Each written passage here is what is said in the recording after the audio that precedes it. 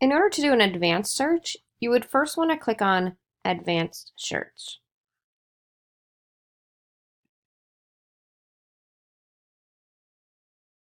This is going to give you some more options. And I'll show you a few of the options. So right now we want to choose that we're looking up the subjects. We want it to contain insects. We want it to exclude everything that is a subject containing beetles. I just want something that's really recent, so last year. And instead of just articles and books, I'm going to ask for it to do audio-visual.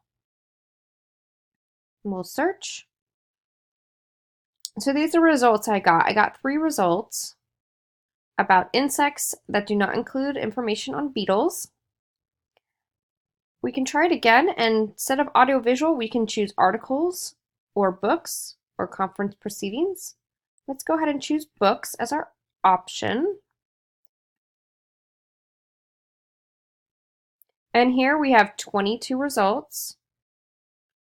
So that's how a more advanced search would work. We can also, as you can see, you can refine as you go. So over here, you can actually switch over to books to be included. And you can also go ahead and look at the authors and see what other kind of subjects, major subjects they would also have. But that's how you would do a more advanced search.